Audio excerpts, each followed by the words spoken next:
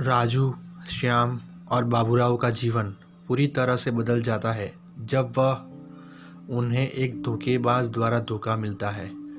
अब उन्हें एक खूंखार गैंगस्टर्स के लिए दिए गए ऋण को चुकाने का एक और तरीका खोजना होगा। ये था इस फिल्म का वन लाइनर।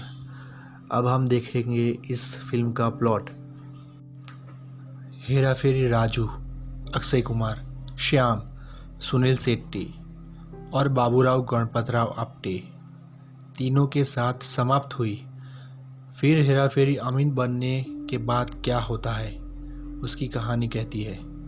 फिल्म एक प्रस्तावना के साथ खुलती है जो दर्शकों को अब करने के लिए जाती है, जिसमें कहा गया कि प्रत्येक को अपने नए धन के बावजूद व्यक्तिगत नुकसान हुआ है। एक वाहन दुर्घटना में श्याम ने अपना प्यार अनुराधा तब्बू को खो दिया। एक बीमारी से जूझने के बाद राजू की मां की मृत्यु हो गई और बाबूराव को खोने के लिए कुछ भी नहीं था। सामान्य ज्ञान के छोटे निशान खो गए जो उसके पास थे। तीनों लोग एक विशाल बंगले में एक शानदार जीवन बिता रहे हैं और विभिन्न विलासिता पर काम कर रहे हैं। राजू एक महिला, अनुराधा बिपाशा बासु से 21 दिनों में अपने धन को दोगुना करने के बारे में एक विचार सुनता है, जो एक कंपनी मैनेजर होने का दावा कर रही है, और वह श्याम और बाबूराव को इसके साथ जाने के लिए मना लेती है। राजू पहले श्याम और बाबूराव से 30 लाख और फिर अपना बंगला बेचकर 50 लाख का इंतजाम करता है। वह छोटे समय के गुंडे पप्पू राजपाल यादव को 20 लाख के शेष राशि में योगदान करने के लिए आवश्यक करता है, ताकि वह 1 करोड़ की न्यूनतम जमा राशि के साथ आ सके, जिसे अनुराधा ने दोगुना करने का वादा किया है।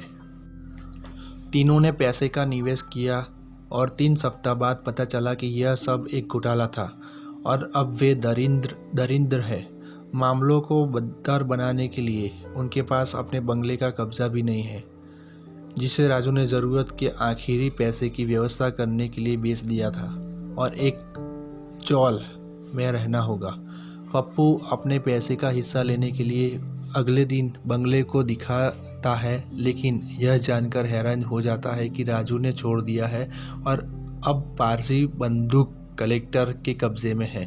पप्पू अब मुश्किल में पड़ गया है क्योंकि उसने एक फिसड्डी लेकिन खूंखार गैंगस्टर तिवारी, जो कि शरद सक्सेना है, उनसे पैसे उधार लिए थे जो उसे चुकाए नहीं तो उसे मार दिएगा।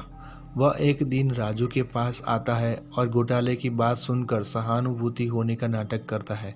वह उसे बरगलाता है और तीनों को अपने बॉस के पास लाता है, यह बताकर कि वे पैसे लेने वाले हैं। तिवारी उन्हें धमकाता है और कहता है कि उन्हें पैसे लेकर आना होगा वरना वे मारे जाएंगे। तिवारी के कुछ गुंडों द्वारा उन्हें घर ले जा रहा है। तीनों भागने का प्रबंधन करते हैं। राजू, श्याम और बाबूराव शहर छोड़ने वाले होते हैं जब राजू को याद आता है कि वह अंजलि रिमिसेन नाम की एक लड़की को पैसे देने हैं। तीनों उसके घर गए और यह जानकर आश्चर्य हुआ कि वह पप्पू की बहन है। तिवारी के गुंडे दिखाते हैं और अंजलि का अपहरण करते हैं क्योंकि पप्पू ने पैसे नहीं लौटाए हैं।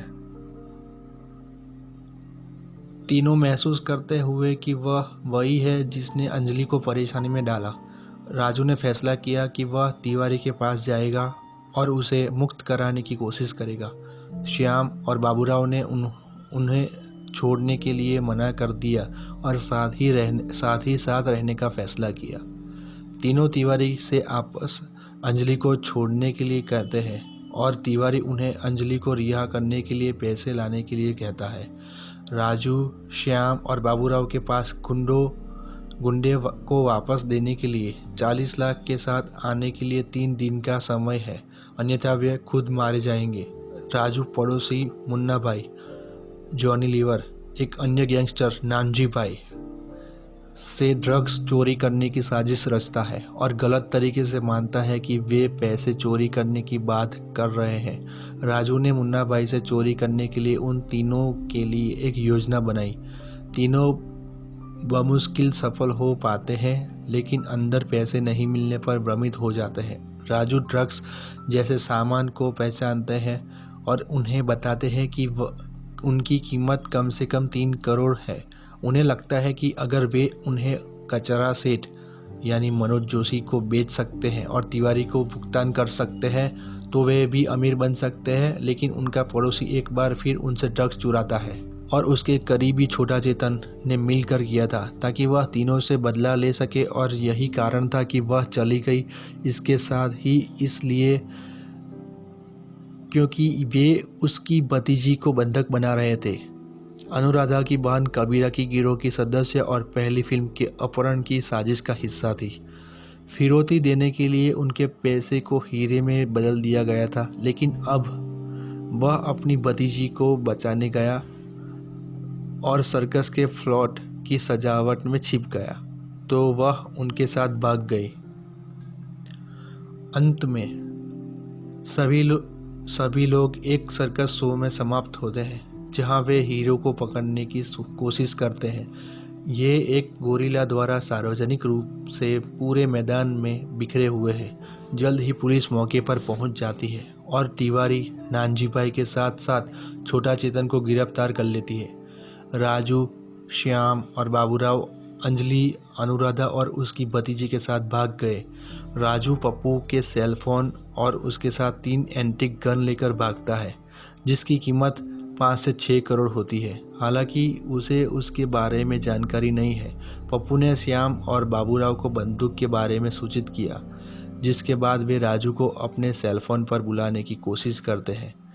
फिल्म एक क्लिफहैंगर में समाप्त होती है जहां राजू अपने सेल फोन को अपने मुंह में बजाने के साथ नदी में फेंकने की तैयारी करता है। ये फिल्म यही ख़त्म होती है। इसमें जो एक्टर काम कर चुके हैं वो है Akshay Kumar as a Raju, Sunil Shetty as a Shyam, Paresh Rawal as a Baburao Ganpatrao Apte, Bipasha Basu as Anuradha, Rimi Sen as a Anjali, Rajpal Yadav as a Pappu, Manoj Joshi as Kachra Seth, Johnny Lever as a Munna Bhai, Sharad Saxena as a Tiwari, Ravi Kishan as a Chhote Tiwari sidekick, Suresh Menon as a Peter, Tiku Talsania as a the inspector, Javed Khan as a police constable, Dinesh Hingoo as a Parsi man, Milind as a Nanji bhai, Razzak Khan as ए छोटा चेतन, Sunil Pal Munna Bhai sidekick, Kiku Sharda as Kanji Munna Bhai sidekick, Viju Khote as Ramlila troupe member. ये film direct की थी नीरज वोरा ने।